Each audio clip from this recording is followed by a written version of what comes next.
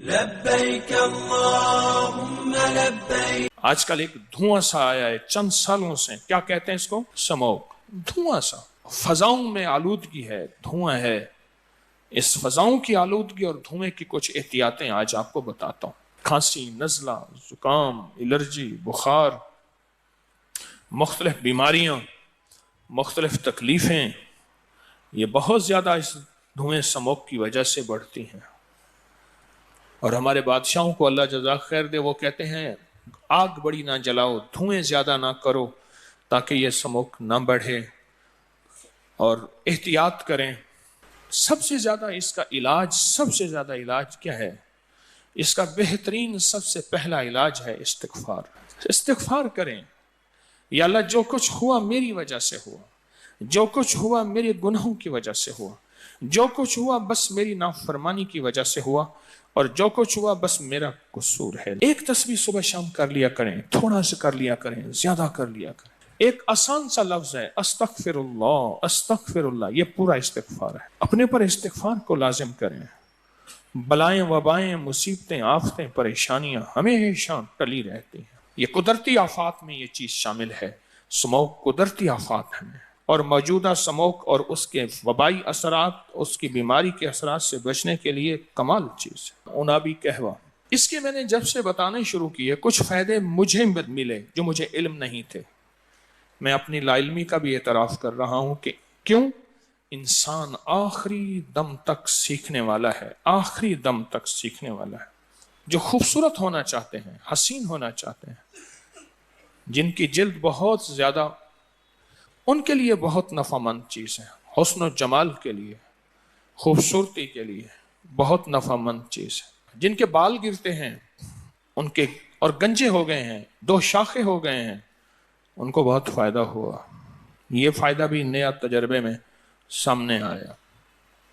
اور ایک فائدہ وہ سامنے آیا جن کو اتنی جلدی بیماریاں ہیں کہ ان کے ناخن تک جھڑ چکے ہیں، ان کے ناخن گر چکے ہیں۔ اس کا میں نے بہت فائدہ سنا بھی، لوگوں سے پایا بھی۔ دائمی قبض کے لیے اس کا فائدہ پایا، بواسیر کے لیے اس کا فائدہ پایا۔ ایسی ایسی چیزیں لوگ بتاتے ہیں، ایک بار نہیں کئی لوگوں نے اس قہوے کو استعمال کیا۔ آپ تھرمس بنا کے رکھ دیں، تھرمس بنا کے رکھ دیں، اور اس کو جو ہے آپ پیتے رہیں، دن میں مہمانوں کو دیتے رہیں، گھر والے پیتے رہیں، اپنی نسلوں کو اس کا عادی بنائیں۔ اس کا جو فائدہ مزید مجھے ملا اور اس سے بہت زیادہ مجھے استفادہ ہوا، وہ یہ ہوا کہ جن کے ہاں خواتین میں دودھ کی کمی ہوتی ہے اور بچہ روتا بلکتا ہے، سسکتا ہے، ان کے لیے بہت فائدہ مند ہے۔ جن میں خون کی کمی ہے، حاملہ میں یا جسم میں یا کسی فرد میں خون کی کمی ہے، بوتلوں کی بوتلیں خون بنا دیتے ہیں۔ عجیب بات ہے، میں تو حیران ہوں۔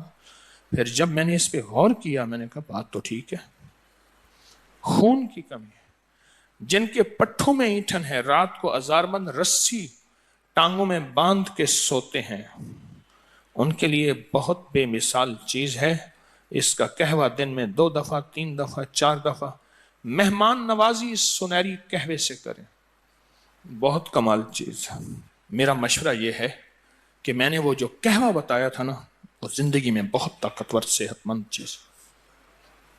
عناب سپستان بہیدانہ، بازار میں لے لیں، ایک پاؤ عناب لے لیں، دیکھ لیں اس میں کیڑا لگا ہوا نہ ہو، اور سپستان لے لیں، اور بہیدانہ 50-50 گرام ایک ایک چٹانک لے لیں۔ ان کو ہلکا سا کوٹ کے رکھ دیں، ہلکا سا کوٹیں ضرور، چائے کی پتی کی طرح۔ ایک کپ میں ایک چھوٹا چمچ، ایک کپ میں بھرا ہوا ایک چھوٹا چمچ ابالیں، 1.5 کپ میں ابالیں، 1 کپ رہ جائے۔ میں نے جب سے یہ پوسٹ ڈالی ہے، اتنے اس کے تجربات میرے پاس، اتنے فائدے ہیں۔ اس پوسٹ میں عنوان یہ تھا کہ ٹھہریے، خودکشی کرنے سے پہلے یہ کپ پی لیں، رات کو بھگو دیں، صبح اٹھ کے اس کو ابالیں، اور اس کے بعد خوب ملیں، چھانیں، میٹھا جس کا بھی ڈالیں، شہد ہو، شکر ہو، کوئی بھی، اور اس کو چسکی چسکی پئیں۔ مجھے ایک صاحب نے اور فائدہ بتایا، اس نے کہا جی آپ نے تو اس کا قہوہ بتایا تھا، میں نے اس کا شربت بنایا۔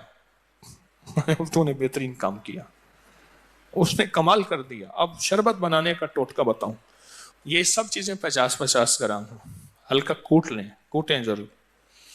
ان سب کو رات کو 1.5 کلو پانی میں بھگو دیں، گرم پانی میں رات کو بھگو دیں، صبح بھی پھر شام تک بھی۔ اگر سردی ہے تو شام کو بھی اٹھا کے اس کو ملیں، اگر گرمی ہے تو شام کو مل لیں کیونکہ اس میں خمیر پیدا نہ ہو جائے، اور سردی ہے تو دوسری صبح اس کو مل کے اچھی طرح ملیں، پھر اس کو ابالیں، پہلے ملیں، خوب ملیں، پھر ابالیں۔ اچھا، انہوں نے تو بتایا تھا، میں نے اس کا پھر پورا طریقہ انہیں بتایا، جو طریقہ ہے میں نے انہیں بتایا۔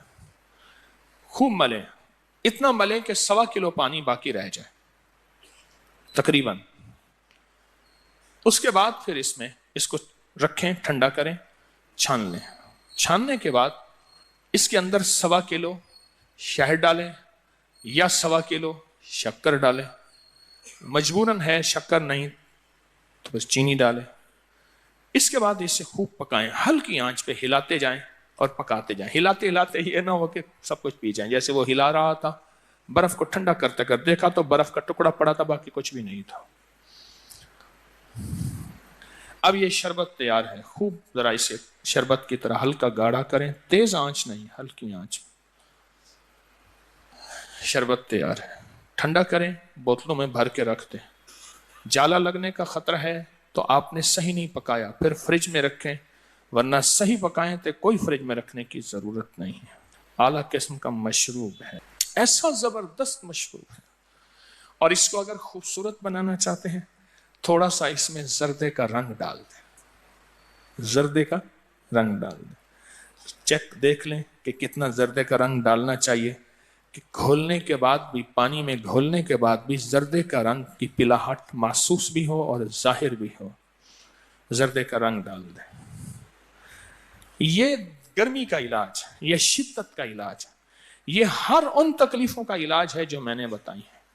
خواتین کے زیر ناف مسائل، مردوں کے مسائل کا بہت زبردست علاج ہے۔ دل کی بیماریاں اور یہ ہائی بلڈ پریشر کا علاج ہے، نسخہ ہے زبردست۔ اس سموک میں ایک اور چیز کریں، اپنے ناک کو ہر وقت تیل سے تر رکھیں۔ زیتون کا تیل ہے، سرسوں کا تیل ہے، کچھ نہیں ملتا ویزلین ہو، ویزلین سے ناک کو تر رکھیں۔ اور یہ سموک صرف آپ کے نظام کو نہیں، آپ کی آنکھوں کو بہت نقصان دیتی ہے۔ اس جسم کا سب سے نازک حصہ، سب سے بڑا نازک حصہ اس جسم کا آنکھیں ہیں، آنکھیں بلبلہ ہے بس پانی کا۔ اور اللہ پاک جل شانہ نے، سرکار کا فرمان ہے، اس کی حفاظت کے لیے 9 فرشتے مقرر کیے ہیں۔